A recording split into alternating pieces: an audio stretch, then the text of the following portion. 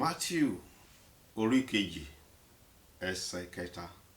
Nígbà tí Herodu ọba sì gbọ́, ara rẹ̀ kò délẹ̀, àti gbogbo àwọn ará Jerusalẹmu pẹ̀lú rẹ̀.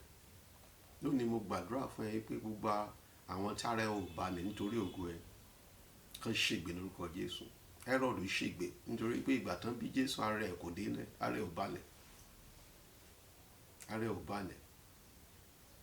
Gbogbo àwọn tí ara wọn ò balẹ̀ nítorí ògo ẹ, nítorí ìtẹ̀síwájú ẹ, tán ṣakitiyan láti fẹ̀ ẹ́ sílẹ̀. Ọlọ́run gbé ẹ sókè, wọ́n fẹ́ fẹ̀ ẹ́ sílẹ̀. Ó ń gun àbà, wọ́n fẹ́ fẹ̀ ẹ́ sílẹ̀.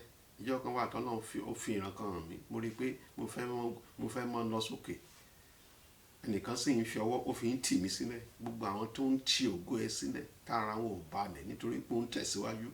Ara wọn ò balẹ̀ nítorí pé Ọlọ́run bùkún ẹ. Ìpín Herodu kó jẹ́ ìpín wọn lórúkọ Jésù. Gbogbo àwọn alágbára inú ìdílé bàbá, inú ìdílé màmá, alágbára òkùnkùn àdúgbò, tára wọn ò nílẹ̀, tára wọn ò balẹ̀.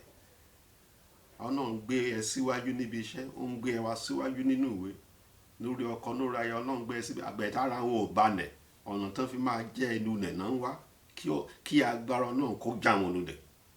Gbogbo àwọn alágbára, agbára òfurufú, agbára òkùnkùn, gbogbo àwọn Herodu, gbogbo àwọn tó jẹ́ ọba òkùnkùn nínú ayé ẹ, kí ara wọn kán ṣubú nínú ẹ̀mí, kán ṣubú nínú tara, kí òkun kó lanu kó gbé wọn mì, kí ọ̀sà kó lanu kó gbé wọn mì, kí ilẹ̀ lanu kó gbé wọn mì. Gbogbo àwọn tí inú wọn ò dùn nítorí pé ó ń tẹ̀síwájú, gbogbo àwọn tí ò fẹ́ rí ògo ẹ, tí ò fẹ́ rí ìgbéga wọn, tí ò fẹ́ rí ìgbéga ẹ, tí wọ́n sọ pé kò ní ṣojú wọn, ní orúkọ Jésù kó ṣẹ̀yìn wọn lórúkọ Jésù.